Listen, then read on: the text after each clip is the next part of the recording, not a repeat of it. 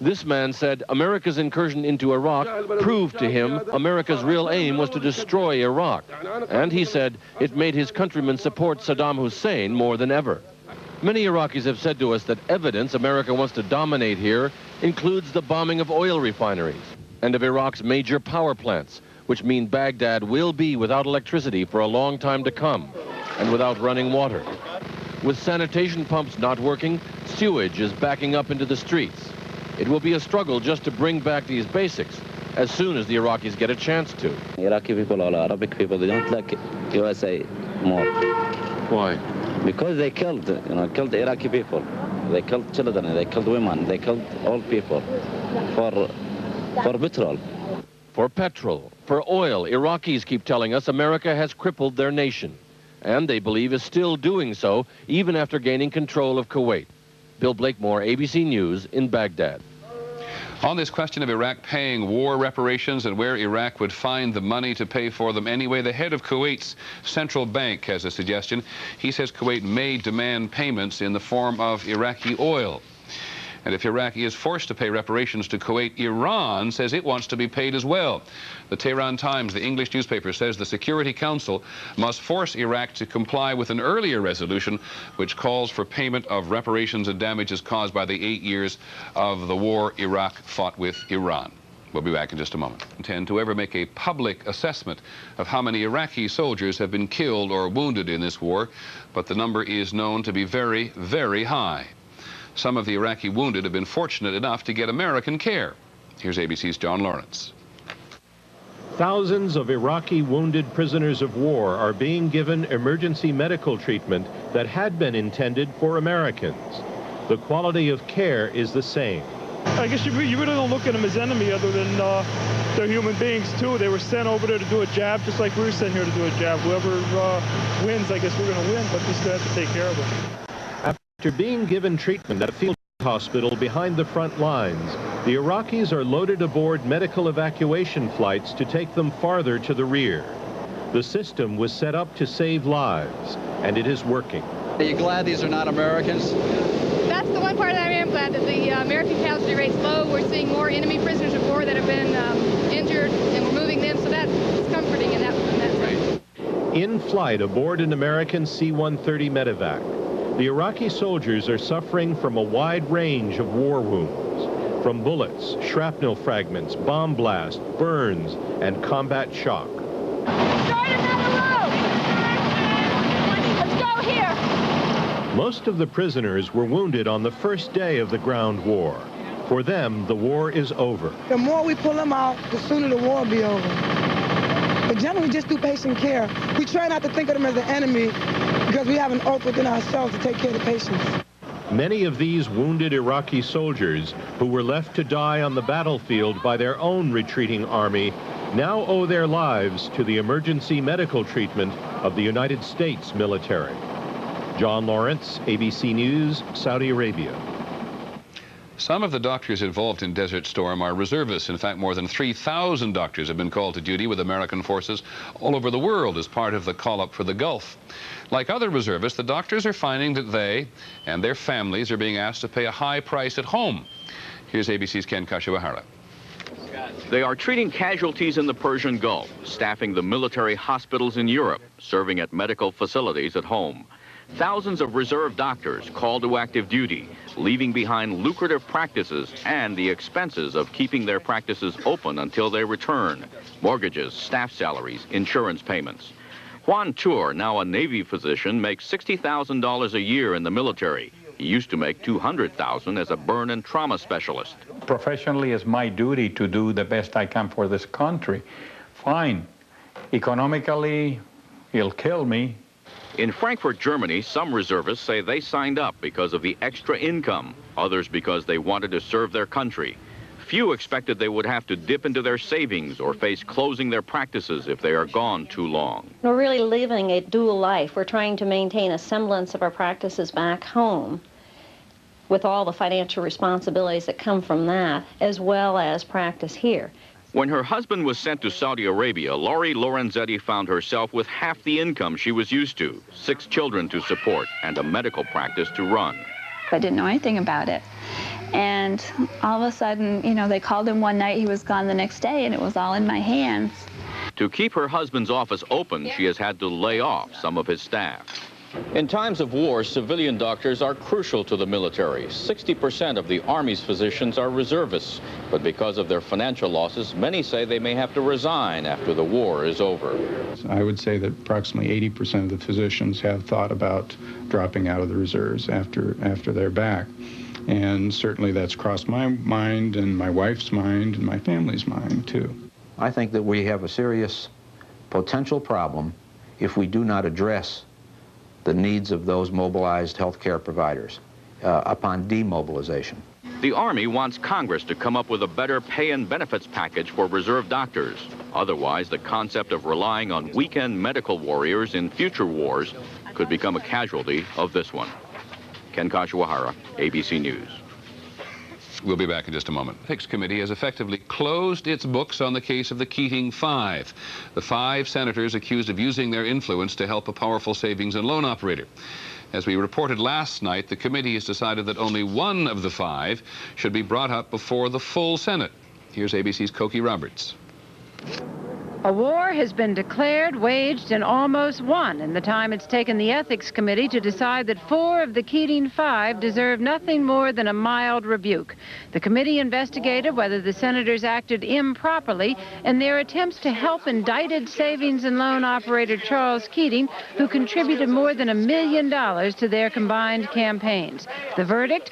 Only California Democrat Alan Cranston should be considered for possible censure or expulsion. Senator Cranston may have engaged in improper conduct which may reflect upon the Senate. As to the other 4 senators, Republican John McCain and Democrats John Glenn, Donald Regal, and Dennis DeConcini, the committee found that some had exercised poor judgment, some had been insensitive, some behaved in a manner the panel, quote, does not condone, but none requires formal punishment. The committee's criticism is tough enough, according to the senator who argued for strong sanctions. I don't think you would think that you'd been dealt with lightly if your peers had judged you as these men have been judged. The head of Common Cause, which brought the complaints in the first place, begs to differ. What you see here today is the Senate acting as a club to protect its own. Spotlight shone at the start of the Keating 5 investigation, but with the closing arguments came war. The Ethics Committee and the colleagues it was considering disappeared from the news and from public pressure to act. Cokie Roberts, ABC News, Capitol Hill. Late today, Senator Cranston said, "It is clear that I have been unfairly singled out despite the evidence." The federal government and the state of Alaska announced today that Exxon has agreed to pay more than $1 billion for damages caused by the spill from the Exxon Valdez. The money will be used to clean up and restore natural resources in Prince William Sound. Exxon still faces criminal charges. On Wall Street, the Dow Jones Industrials gained more than 24 points today to close at 2889, and the trading was heavy.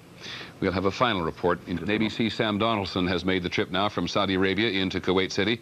We called him up and asked him if he'd tell us what he saw along the way. Here's what he brought. The Kuwaitis had seen the battle come through and the soldiers. Today it was a caravan of civilians, American reporters and Kuwaiti merchants and officials returning from exile.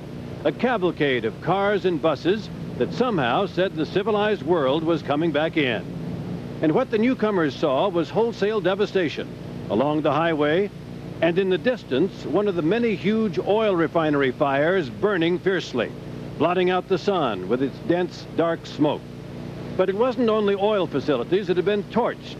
Many hotels and public buildings, like this Holiday Inn, were firebombed at the end. It was late Sunday, says the night manager, that the Iraqi soldiers pulled out and left their final calling card. Yeah, when we refused to go out, they said, okay, you guys don't go out, we burn you with this. And they wanted the keys to the larder. Yeah, they wanted the keys to the storeroom, to the buses, but we refused. Our staff had already taken the keys and gone out from here. And they threatened to shoot the person who had the keys? Yes, they threatened to shoot the person. If they found the person who had the keys, they said we would shoot him. But they wouldn't find us. Now, how do you feel about this? It's craziness. It's madness. Madness, yes. The devastation and brutality here will take some time to be completely added up. It may never be forgiven. But one gets the sense that the Kuwaiti spirit is alive and well. No amount of torching has been able to burn that out. Sam Donaldson, ABC News, Kuwait City. To remind you, President Bush is going to speak to the nation at 9 o'clock this evening Eastern Time. We shall be here, of course. We believe he is going to announce that the war is over. Certainly the last major battle of the war is virtually over as of this hour. Hundreds of American tanks against the remains of Iraq's Republican Guard forces. The commanding general, General Norman Schwarzkopf, says Allied forces have accomplished their mission and that the Iraqi army no longer poses a threat to its neighbors. In Kuwait City, as you've heard, people have danced in the streets today to celebrate the liberation of their country from the Iraqis. And at the United Nations, the Security Council rejected another conditional peace proposal from Iraq. So for the Iraqis, the squeeze goes on. That's our report on World News. Back at 9 o'clock Eastern Time. I'm Peter Jennings. Have a good evening. Reporting from ABC News World Headquarters in New York, Peter Jennings. Good evening. The President is going to speak to the nation now. We've known for a couple of hours that the President wanted to come out and talk to the nation about the state of the war in the Persian Gulf. We're also pretty much assured that his news is going to be good. That is to say that the war is very close to a formal end. General Schwarzkopf, the Allied commander, spoke at an extensive briefing in Saudi Arabia earlier today, and he said the mission has been accomplished. So perhaps that's a hint of what the President is going to say. Let's go quickly to the Pentagon and briefly to the Pentagon. ABC's Bob Zelnick. What's the status on the battlefield? Peter, the bombing stopped hours ago. The fighting is winding down. They're just sporadic little episodes. In the last major battle of the war along Highway 8 in southern Iraq, 200 Iraqi tanks were destroyed. That's more than 90% of the tanks they brought to the Kuwait theater are now gone. Okay, Sam Donaldson is standing by in Kuwait City. Sam, a couple seconds from you before the President comes. Well, Peter, the city's asleep at the moment, but asleep from joy of the exhilaration of welcoming people in.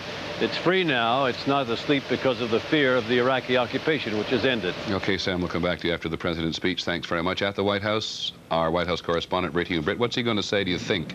Well, I think he's going to say that the war is basically over, and he's going to begin to sketch out some of the steps that he'd like to take with the coalition to try to begin to organize the peace. Okay, Britt Hume and my other colleagues will talk to them all when the President has finished. General Schwarzkopf said it today, the mission is accomplished. One historian said today, never has so much damage been done by one army to another, with one army, the U.S. Army, suffering so few casualties. Here's the President speaking to the nation from the Oval Office. Kuwait is liberated. Iraq's army is defeated. Our military objectives are met. Kuwait is once more in the hands of Kuwaitis in control of their own destiny. We share in their joy, a joy tempered only by our compassion for their ordeal. Tonight, the Kuwaiti flag once again flies above the capital of a free and sovereign nation, and the American flag flies above our embassy. 7 months ago, America and the world drew a line in the sand. We declared that the aggression against Kuwait would not stand. And tonight, America and the world have kept their word. This is not a time of euphoria, certainly not a time to gloat, but it is a time of pride. Pride in our troops, pride in the friends who stood with us in the crisis, pride in our nation and the people whose strength and resolve made victory quick, decisive, and just. And soon, we will open wide our arms to welcome back home to America our magnificent fighting forces. No one country can claim this victory as its own. It was not only a victory for Kuwait, but a victory for all the coalition partners. This is a victory for the United Nations, for all mankind, for the rule of law, and for what is right. After consulting with Secretary of Defense Cheney, the Chairman of the Joint Chiefs of Staff, General Powell, and our coalition partners, I am pleased to announce that at midnight tonight, Eastern Standard Time, exactly 100 hours since ground operations commenced and 6 weeks since the start of Operation Desert Storm, all United States and coalition forces will suspend offensive combat operations. It is up to Iraq whether this suspension on the part of the coalition becomes a permanent ceasefire. Coalition political and military terms for a formal ceasefire include the following requirements. Iraq must release immediately all coalition prisoners of war, third country nationals, and the remains of all who have fallen. Iraq must release all Kuwaiti detainees. Iraq also must inform Kuwaiti authorities of the location and nature of all land and sea mines. Iraq must comply fully with all relevant United Nations Security Council resolutions. This includes a rescinding of Iraq's August decision to annex Kuwait and acceptance in principle of Iraq's responsibility to pay compensation for the loss, damage, and injury its aggression has caused.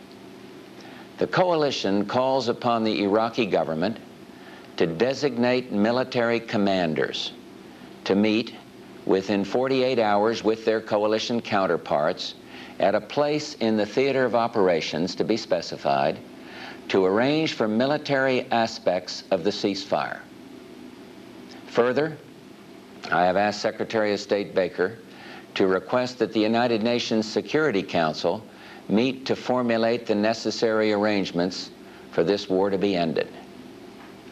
This suspension of offensive combat operations is contingent upon Iraq's not firing upon any coalition forces and not launching Scud missiles against any other country.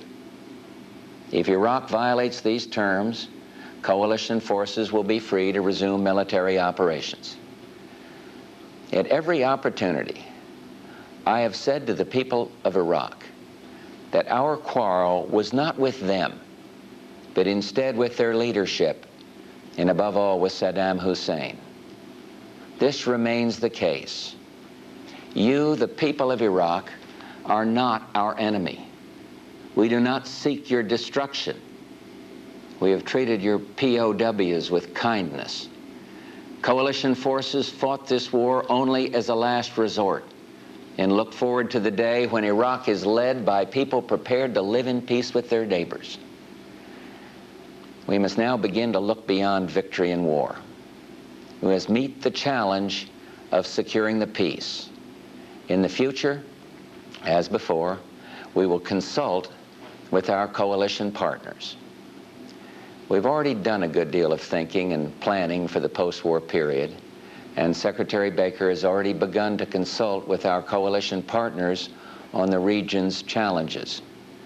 There can be and will be no solely American answer to all these challenges, but we can assist and support the countries of the region and be a catalyst for peace. In this spirit, as Secretary Baker will go to the region next week to begin a new round of consultations. This war is now behind us. Ahead of us is the difficult task of securing a potentially historic peace. Tonight, though, let us be proud of what we have accomplished. Let us give thanks to those who risked their lives. Let us never forget those who gave their lives.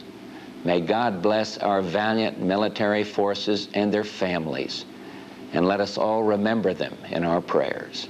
Good night, and may God bless the United States of America. 42 days and 3 hours since the air campaign began. The war is now behind us, says the President. And just to get the absolute precise details of the battlefield on the table once again, he says that all U.S. and coalition forces will suspend offensive combat operations provided Iraq does not fire on coalition forces or does not launch any Scuds. He may particularly have in mind there the kind of deadly business the Iraqis have continued to do against the Israelis even after the ground war began, and that devastating attack on Saudi Arabia the other day when 28 Americans died in one attack, more than died in all of the ground war itself. Just to remind you what General Schwarzkopf said at his briefing earlier today in terms of the overall casualties for Americans in the campaign: 79 dead, 213 wounded, and 44 missing, and 9 prisoners of war. And the president calls again for the Iraqis to release immediately all Allied coalition prisoners of war. The Iraqis have never let the International Committee of the Red Cross even come to see them. These conditions about asking where the mines are, insisting that Iraqi liaison officers meet, are all pretty much consistent with the president's demands last Sunday, in which he at one point said the Iraqis had just that one day to get out. So much has transpired since then. Let's just move around a little bit and get some reaction. Let's go first back to Kuwait City, because Sam Donaldson, I don't know if anybody there's had a chance to hear the president now, because the Kuwaitis' contact with the outside world has been limited. But I would think the reaction there tomorrow morning will be fairly obvious. Well, obviously, Peter, they're going to be delighted that they are, first of all, free, and second, that the United States kept its word. I think there was a little skepticism here at the beginning of the campaign last August, right after Iraq invaded Kuwait, that the rest of the world would come to their aid. And I think for a while they thought maybe the United States would talk tough but not produce. Well, of course, the United States and its coalition partners have produced, and I think that will, in the minds of the Kuwaitis, not only please them, but mean a better relationship in the future with Washington. Okay, Sam, thanks very much. The president does say there that the Secretary of State, Mr. Baker, is going to go to the Middle East. That is not a particular surprise to us. ABC's John McCarthy is standing by at the State Department. In fact, the Secretary is about to go off on a pretty exhaustive journey, isn't he, John? I think it's his intention to visit every country that has been a participant in this situation out in the Persian Gulf, barring Iran and barring Iraq. Other than that, he's going to be making a lot of stops. He's probably going to make his very first stop to Israel as Secretary of State. That's been a point of contention between the United States and Israel. And at each stop, Peter, what he is going to do is begin to think about how the region can begin the healing process, how many troops need to stay, what the composition of those forces are going to be, how the economic rebuilding can begin, and what sorts of sanctions are going to have to stay to prevent Iraq from rebuilding its military. Okay, John, just before we look at the future a little more extensively, let's look a little bit at the past and go back to the Pentagon, where ABC's Bob Zelnick is still standing by. Bob, General Schwarzkopf told us today the dimensions of the U.S., or I beg your pardon, the Allied coalition victory over the Iraqis. Can you summarize it in terms of equipment destroyed and personnel destroyed, even though you don't have the precise statistics at your fingertips? Well, Peter, the Iraqis, by my count, lost over 3,900 tanks. And since they brought only just a few over 4,000 into the battlefield, we can see what utter devastation was wreaked upon them. The numbers were similar with troop carriers, with artillery pieces, and while we have nothing resembling an approximate count of personnel, just the notion of having these vast Iraqi frontline divisions wiped out by bombing or attrition or desertion and offering so little resistance paints a pretty good picture of this. And when you compare it to less than 100 U.S. forces killed, it's just a remarkable, remarkable victory. Okay, thanks, Bob, very much. Very good summary in that. The General Schwarzkopf today went on at great length on just how much damage had been done, but overall he summarized it up by saying that Iraq was not going to be a capable offensive combat force. He pointed out that those Iraqi divisions which were still north of the rivers, cut off from Kuwait, now were infantry divisions. All the armor below, as Bob Zelnick, has been destroyed. As far as General Schwarzkopf was concerned, the Iraqis were no longer going to be a threat to their neighbors. In terms of Iraqis who have died in the combat, the general has said, as he said from the beginning, that there were never going to be any public assessments of how many Iraqis were killed, primarily by the U.S. and the other Allied bombing campaign from the air, but he said the numbers were very, very large. We'll be back in just a moment. ABC News coverage of the Gulf War will continue in a moment. Coverage of the Gulf War. once again, from New York, Peter Jennings. Trying to remember precisely what it was that General Schwarzkopf said at his briefing today about a ceasefire. I think he said that no one in the world would be happier to have a ceasefire than him. And when he was talking about casualties, he made the point, of course, that one was always too many. Joining us now briefly to put the battle to bed, ABC's Tony Cordesman, who's in Washington, and in Boston, retired Marine General Bernard Traynor. Let me go first to you, Tony Cordesman, and ask you sort of a question for the future. How do you see the shape of the Iraqi army now? The odd thing, Peter, is that they still retain about 50% of the tanks and 50% of the artillery they began with. That's about 2.5 times the inventory of Iran. Of course, these are the lower grade weapons, the towed artillery. They have enough to ensure their own defense, but without massive resupply, they are not going to be an aggressor. And do you see them having the kind of military power now which can sustain him in power? I think that as time goes by and more Iraqi military see what Saddam Hussein has done with the wrong tactics, with an invasion that destroyed the Iraqi army after more than 500,000 casualties over 8 years of war, it is hard to think of a military leader in human history who has done more military and economic damage to his nation. General Schwarzkopf said today that the marine crossing of the initial Iraqi defenses was so brilliant, he put it, so superb, that it was going to be studied in the military history books. Now, you write military history books. How does this battle, this overall war, shape up in historical terms? If you look at it, I think history is always very vague, Peter, but I think there are 3 obvious things. No force in history that I know of that we ever could assign figures to has been able to win so decisively with so few casualties. No force in any previous war, even if we look at all the Arab-Israeli conflicts, has been able to achieve such decisive damage against another armored force with so few losses of its own armored equipment.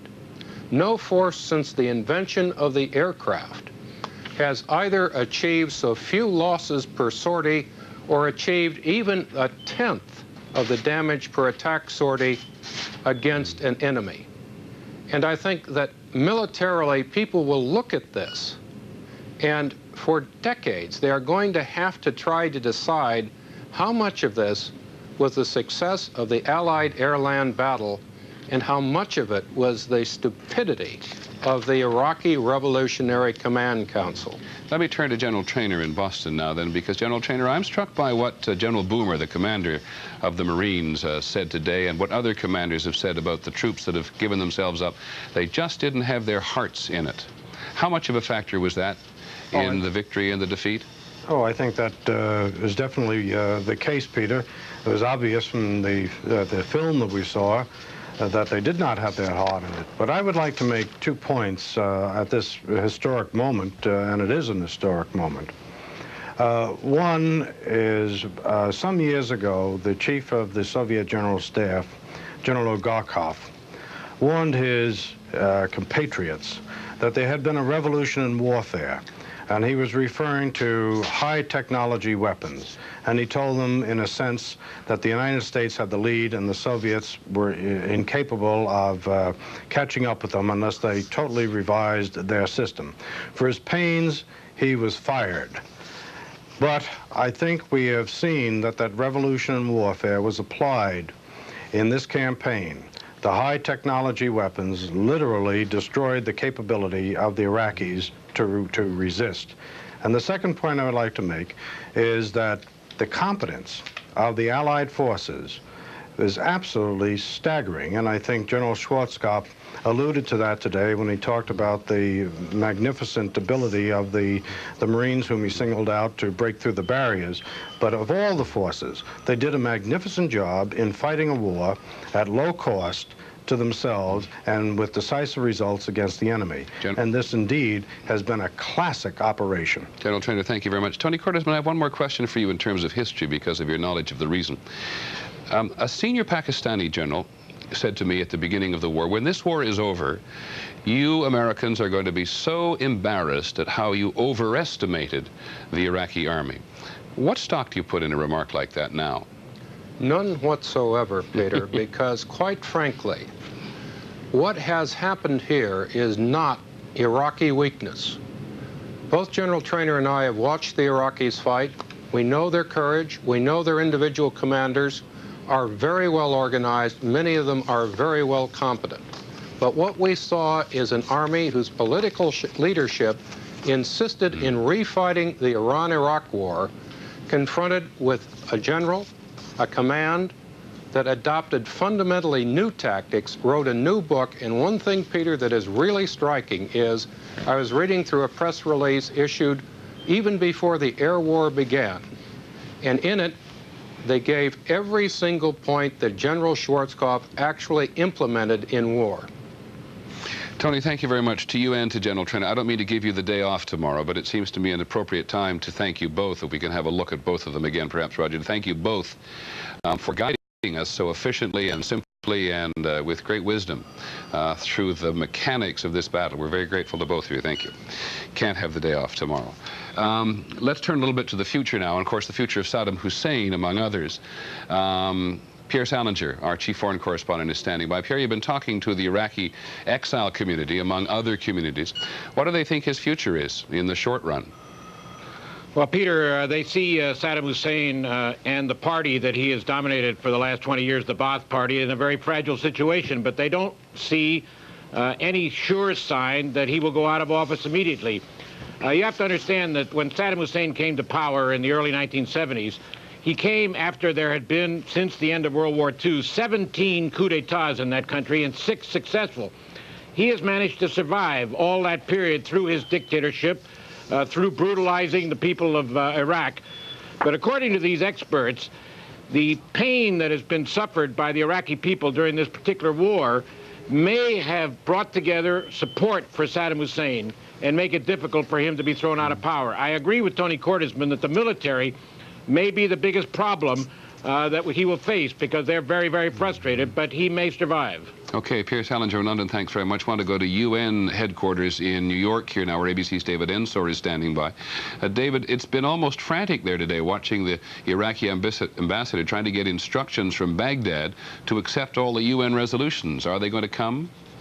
We understand from a member of the Security Council that the Iraqis have told him they expect to get the exact instructions that the U.S. and the Allies want them to have, that is, instructions to send a letter, to deliver a letter saying, yes, we'll obey all 12 resolutions within the next 2 to 3 hours. And we are told that immediately once that letter is received, the Security Council will go into session tonight. Okay, David Ensor, thanks very much. Want to go up to Capitol Hill in Washington now, where ABC's Cokie Roberts is standing by. Again, Cokie, I think I know the answer to this question. How will it play on Capitol Hill tomorrow? Oh, fabulously. But actually, anything the president did would play on Capitol Hill very well right now, Peter. One of the members said the president has a great judgmental mandate from the American people, that they are so confident in him right now that he can make any decision that he wants to make, and the public will go along. So you're seeing just a tremendous sense of support for the president, particularly, of course, among Republicans, and a lot of Democrats just sort of not evident these days. But and then when they stop and talk about it and think about it a little more, concern about the future, what happens next, how do we keep from losing the peace after winning the war, and what the Congress's role will be in that. Okay, Cokie, thanks very much. Winning the peace and winning the war. Let's go now to Tel Aviv, where ABC's Dean Reynolds is standing by in Israel. Dean, how will the Israeli government react to this, do you think? Well, there are 2 points, Peter, that I think they're particularly interested in. First, the president used the word suspension, not a flat ceasefire, and he used the word suspension contingent on the fact that Iraq will not attack another country with Scud missiles. The Israelis have suffered through 40 of these Scuds. 2 people have been killed, more than 200 injured. 10,000 apartments have been damaged. They know the threat still exists, but they believe that President Bush has put the Iraqis in such an airtight corner now that they may not really have to worry, although I don't suggest that anybody in this country is throwing away their gas masks. In fact, earlier this evening, the Chief of Staff of the Israeli Armed Forces, General Dan Shamron, said that the missiles are still in western Iraq, and that chemical warheads have been found by the Allies, and that this threat still exists. Okay, Dean Reynolds in Tel Aviv, thank you very much. As for the rest of the region, joining us as he usually does on these occasions from the Brookings Institution, Bill Quandt. How's it going to play in the early stages, Mr. Quandt? Well, I think it's a tremendous victory, and it will be seen as such by everybody in the region. Some will be happy, some will be very happy. I think the Egyptians, Saudis, obviously all the Gulf states, the Israelis, I think, will be happy, and some will be stunned. The Jordanians and Palestinians, who are among the losers. The Iraqis will be sitting, the Iranians will be sitting on the sidelines, being very, very pleased to see their regional rival crushed by the great Satan. It's going to change the face of Middle East politics for a long time to come. The conventional wisdom, Bill Quandt, you know, is that Arabs both go to war quite easily with one another and make up easily with one another. What do you think the potential is for the latter? I don't think there will be much making up with Saddam Hussein, but of course a successive regime. I didn't actually have him in mind. No, but a successive regime in Iraq could very easily get back in good graces. But with the Jordanians and Palestinians, I think it will take some time. There are some very strong feelings in Egypt, Saudi Arabia, and Kuwait, but that I would expect to see some kind of rapprochement before too long, and certainly King Hussein is already repositioning himself to say, I really wasn't a co-conspirator in all of this. In a phrase, do you think it's important for the United States to get physically out of the region in a hurry? I think we have to show that that's our intention and start moving, and I don't think we should stay in occupation of Iraq for a very long time, or we could become a target for a lot of opposition concern. But we don't have to have everybody gone overnight. We'll be around for a little while, I think. Okay, thanks very much, Bill Quandt. Final words this evening go to our White House correspondent, Britt Hume. Britt, you have watched the president by the minute when you could throughout this crisis. What are your thoughts tonight? Well, Peter, I was thinking back to that warm August night when that invasion occurred, and I was rushed over here late to try to participate in a Nightline broadcast, and the White House put out a statement. It was a typical diplomatic statement deploring the event, and I came out here and stood roughly where I'm standing at this moment and said to Ted Koppel that it sounded like the statement of a man who didn't have any options. Boy, was I wrong. And how do you think he feels about the future in the region? You know, he got a lot of, as much as he was praised for the conduct of the campaign, he was criticized by some people for not appearing to think about the future. Well, I don't think that he's done a lot of meticulous thinking about the future, Peter, but I think that he is a man of a lot of experience in diplomacy, and that he will turn his considerable, indeed remarkable energies toward that very quickly indeed. So a political triumph, a personal triumph for the president? I don't think there's any question about it, and I think the political dividend from this, Peter, is likely to be enormous. Okay, Britt, thank you very much, and to all of my other colleagues here and around the world for joining us on this evening. Just a couple of observations from where we began. The president said it, Kuwait is liberated. Iraq's army is defeated. There was never any question about it for the last several hours, certainly. I am pleased to announce, he said, that at midnight tonight, all U.S. and coalition forces will suspend offensive combat operations, provided the Iraqis do not fire first. That's our report. We'll have more later on Nightline. Ted Koppel is in the Gulf. Forrest Sawyer is in Kuwait City. After Nightline, ABC is going to play the entire military briefing which General Schwarzkopf gave to the press earlier today in Saudi Arabia. It's quite fascinating if you stay up that late. I'm Peter Jennings in New York. Good evening.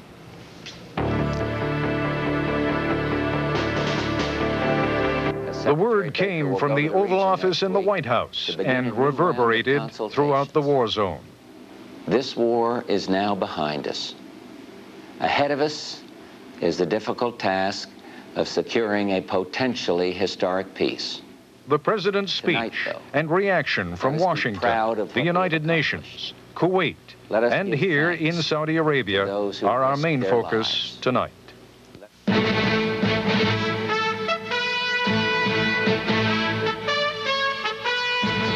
This is ABC News Nightline. Reporting from Saudi Arabia with the latest on the Gulf War, Ted Koppel. It was almost an anticlimax. From the Oval Office at the White House this evening, President Bush formally announced what television viewers around the world have already seen. Kuwait is liberated. Iraq's army is defeated. Our military objectives are met. Kuwait is once more in the hands of Kuwaitis in control of their own destiny. I am pleased to announce that at midnight tonight, Eastern Standard Time, exactly 100 hours since ground operations commenced and 6 weeks since the start of Operation Desert Storm, all United States and coalition forces will suspend offensive combat operations. We've already done a good deal of thinking and planning for the post-war period, and Secretary Baker has already begun to consult with our coalition partners on the region's challenges. There can be and will be no solely American answer to all these challenges, but we can assist and support the countries of the region and be a catalyst for peace. In this spirit, as Secretary Baker will go to the region next week to begin a new round of consultations. For the moment, then, the President has shifted the world's attention away from the combat zone and into the diplomatic arena at the Security Council of the United Nations. Joining us there live is ABC correspondent David Ensor. David, what precisely is happening at the Security Council this evening? What action are they expected to take? Ted, we've just heard that they are expected to have a closed-door formal session tonight where they will probably hear from the Iraqi ambassador. Ambassador al-Anbari told ABC News earlier this evening that he has now received word from Baghdad that he's authorized to promise that the Iraqi government will comply with all 12 of the UN resolutions. And a letter to that effect has been delivered here. A British diplomat also confirms that fact. So the diplomatic process moves to another step here. And of course, President Bush mentioned in his speech earlier that there are other requirements besides the 12 resolutions that will have to be met, and that some of those will be addressed at the UN Security Council. So there's a lot of work coming up in the business of peace, the end game after the war. And that is going to be going on here. Ted? David, among the things that the President mentioned as being required of Iraq, if indeed the ceasefire is to remain in place, is the immediate return of POWs, the return of apparently an unknown number of Kuwaitis who may have been taken by the Iraqis into Iraq. What indications did Ambassador al-Anbari give this evening that those conditions were also going to be met? No indications at all, Ted. He's not authorized to say anything on that yet. I would point out, though, that other diplomats here on the Allied side say that given that the Allies hold a large piece of Iraqi territory, they don't expect a whole lot of trouble on those issues. And in terms of what's going to happen tonight and in the immediate days ahead, is all the diplomatic action going to be at the UN Security Council? I don't know, but I think that there will be a fair amount of attention paid here. There's also, of course, the issue of peacekeeping forces, and they're working on that here now, forces that might go along the Kuwaiti-Iraqi border, among other places. Is there, in fact, any work that has already been done about the nature of those forces? Will they, in other words, be UN forces not made up of those already in the region, or would they be made up of coalition forces already here? I know that that officials up on the top floor here have been working on it and are ready to come up with a proposal for thousands of UN forces, if that is what the Security Council and the Allies decide that's what they want.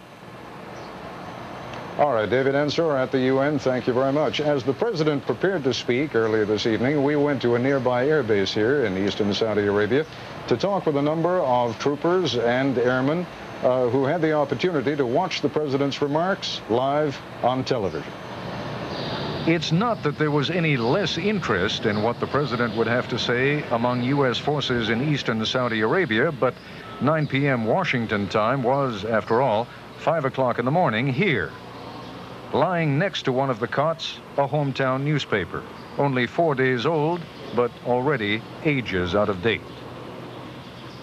Our military objectives are met. Kuwait is once more in the hands of Kuwaitis in control of their own destiny. Those airmen and soldiers who were awake listened intently to the President's message. All United States and coalition forces will suspend offensive combat operations. What he had to say, after all, will have no more direct impact on any Americans than on those here in the combat theater. Still, after hearing the speech, reaction could best be described as restrained. Isn't there any sense of relief? I don't want to say jubilation, but a little bit of relief? Well, Saddam's had a track record that doesn't lend itself to a lot of jubilation. I think that the president's given him another opportunity to extricate himself from a bad situation. And if he chooses to do so, it'll be wonderful. Then you'll see the exultation. A lot of us don't think maybe that he will do that. It's not a clear-cut victory right now, so for a lot of the troops here, it's not like immediate, okay, we can pack up the bags and go home. It's more like to sit and wait and see what Saddam does from now on. Until we're actually out of here, that's when I believe it. It's not all finished. I mean, there's still a lot of cleanup action to do. We still got to be ready. And that's our job, to be ready. And we're going to continue doing our job until we decide, or the president decides to pull us out of here and take us home. It is not yet midnight, Washington time. And as you may be able to hear, some of those combat missions are still underway. I'll be back in a moment. This is ABC News Nightline. Average Americans and experts tell what price they think he should pay. Watch Primetime Thursday.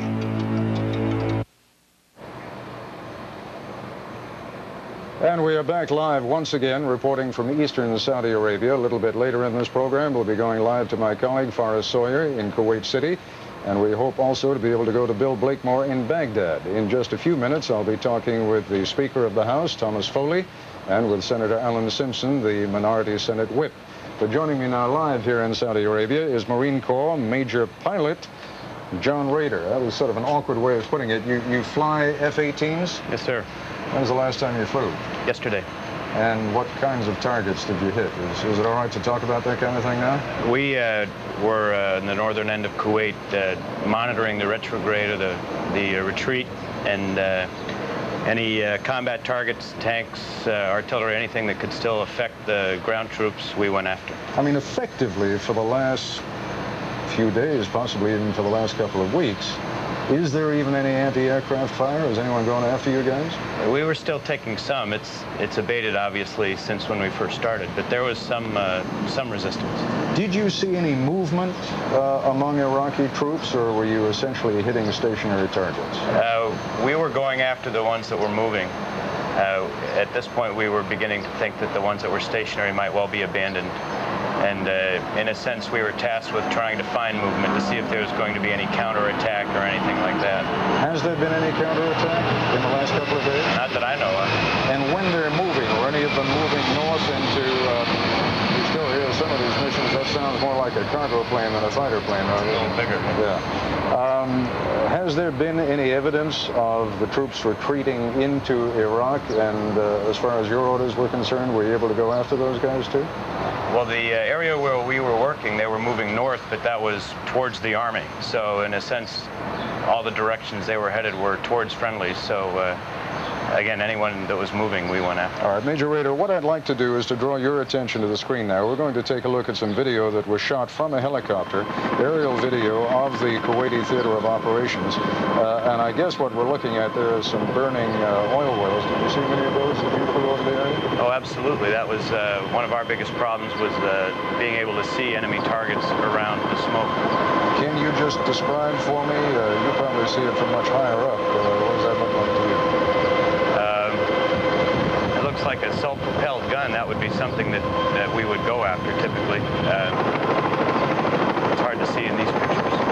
That's a dug-in battle tank. Notice it's dug into the sand, pretty hard to see from altitude.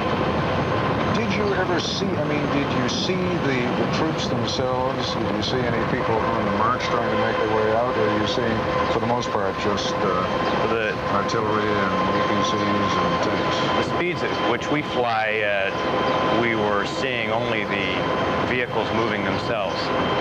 We could pick up both sides and could monitor the good guys and the bad guys. Now, it looks like a tremendous amount of damage was done there. That looked like some kind of storage oil tank or something. Yeah. And can you tell what this is? I have no idea. I can't either. Let me just ask you very quickly, you've now heard what President Bush had to say. Sense of relief, sense of jubilation, or just a sense of caution as we heard from some of those other men and women? I'd love to be ecstatic. We'll have to wait and see, but it'd be great if it was over. Major Raider, very kind of you to join us. Thanks very much. Thank you. I'm going to switch now to Washington and to get a, well, I guess a more official reaction now to the events of this day, and most particularly to what the president had to say this evening. I'm going to switch now to Senator Alan Simpson. Senator Simpson, does it sound to you as though it's all over but the shouting now? I don't think that the president would have addressed the nation in that fashion if he were not very confident that it was. But I want to congratulate that man sitting next to you and these remarkable people in our armed services who bring us a sense of pride that we haven't had in this country for many a year. It's very, very special, and I do not think the president in any way would have done such a remarkable address to the nation unless he knew very well that this was pretty well it. Congressman Foley, give us a sense of what we ought to be on the alert for. What dangers still lie ahead? I don't necessarily even mean here in the combat theater, but what dangers lie ahead on the diplomatic front? Well, it appears that Iraq is ready to agree to the UN resolutions, and that will bring the beginning, at least, of the end of this whole long process of several months. I certainly join with Senator Simpson in thinking that we all owe our forces a great debt of gratitude. But the difficult part of establishing the peace in the region and the security arrangements that must protect the region from further risks such as the one brought about by Saddam Hussein may be a more difficult problem. And the United States and the coalition acting through the United Nations will attempt to establish some principles of arms restraint and attempt to encourage a settlement of long-standing disputes between Israel and Palestinians and others in the region. And we can only hope that the splendid military victory will be followed by impressive diplomatic success, but that remains to be seen. How Iraq will be governed, I don't think we would be wise to attempt to occupy Iraq or to establish a government there under UN or under coalition sanction. But if Saddam Hussein does not bring any under attack any other countries, he has to face his own people and explain to them why he's brought them to this condition of ruin. So there are many difficult problems ahead. Senator Simpson, let me ask you, one of the unspoken items on the agenda has seemed to be, over the last couple of weeks, the overthrow of Saddam Hussein, perhaps not directly, but by putting so much pressure on his military and putting so much pressure on the country that the Iraqis themselves would do it. At the moment, that appears to be an unfinished piece of business. Is it still something that can be achieved, do you think? And should it be? I don't know, but certainly we shouldn't galvanize all of our efforts to do that. In this situation, this man is going to be known as the biggest loser in the annals of the history books.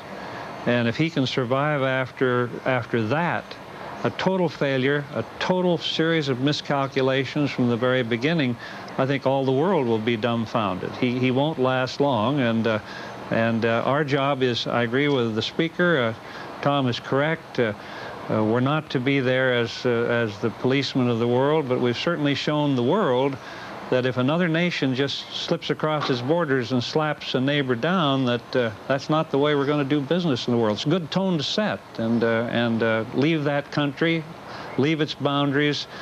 It contains the cradle of civilization, Mesopotamia, Nineveh.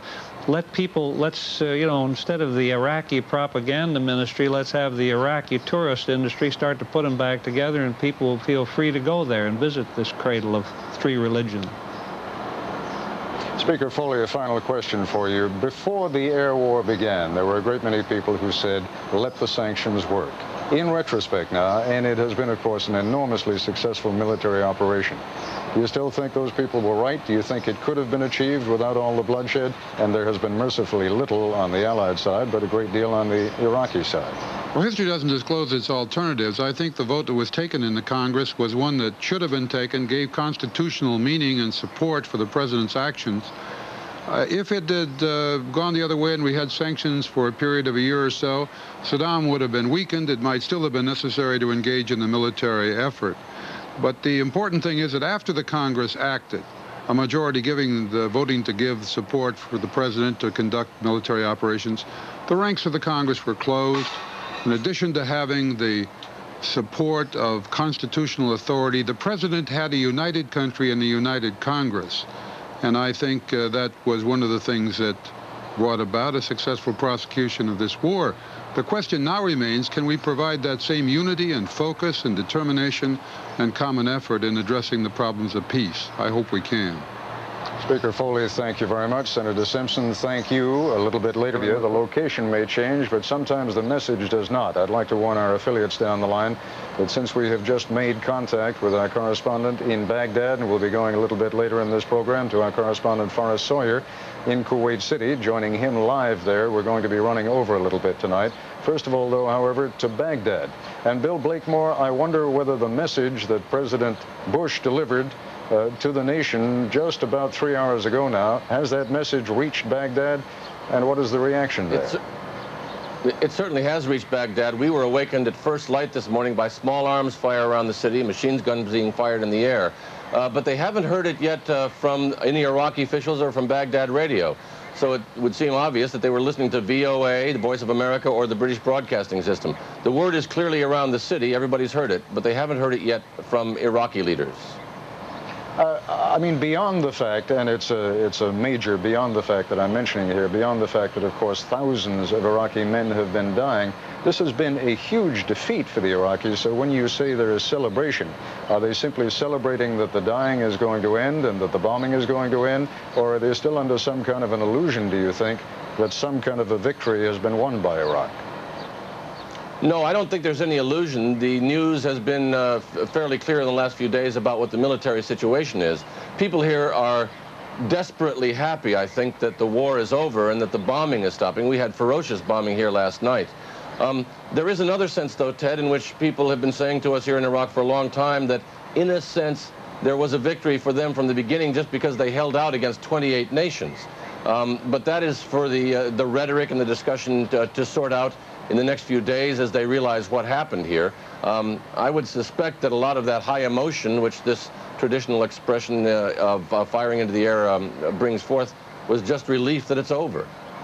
Well, there are still some bizarre comments coming out of Baghdad, and this one came out. I don't know whether it was in response to President Bush's speech, but it came out over Baghdad radio after President Bush made his speech. They said Iraq would not bow its head to anyone and was as sharp as the edge of the sword. Now, you are extremely familiar with the flourishes of Arab rhetoric. Should we read anything into that at all? At the moment, I would say no, because if it came out so soon after it, it was certainly at first light here this morning. It's hard to sort out whether that was really, in fact, a response. I think we should wait for a little while to see what the first clearly post-announcement response is going to be. Do you expect to hear anything from any of the senior officials, perhaps even from Saddam Hussein himself? We're hoping to. But we expect it could easily be a few hours before we hear anything. I suppose there will be an announcement. There has been 1 or 2 announcements each day for the last 3 days as we've been going up and down on whether there was going to be a ceasefire. It seems to me unlikely that they'd be able to go much longer before saying something. All right, Bill Blakemore in Baghdad, thank you very much. It has been first in the air and then later, of course, on the ground, an extraordinary operation, unprecedented in its effectiveness. Correspondent John Lawrence now reports on how the war was won and on the man perhaps most responsible for winning it. The war was won by a combination of factors: firepower, mobility, aggressiveness, deception, technology, and especially courage and clever planning. The chief architect of the operation, General Norman Schwarzkopf, explained today how it was done. As you know, very early on, we took out the Iraqi Air Force. We knew that he had very, very limited reconnaissance means, and therefore, when we took out his Air Force, for all intents and purposes, we took out his ability to see what we were doing down here in Saudi Arabia. Once we had taken out his eyes, we did what could best be described as the Hail Mary play in football. I think you recall when the quarterback is desperate for a touchdown at the very end, what he does is he steps up behind the center, and all of a sudden every single one of his receivers goes way out to one flank, and they all run down the field as fast as they possibly can and into the end zone, and he lobs the ball.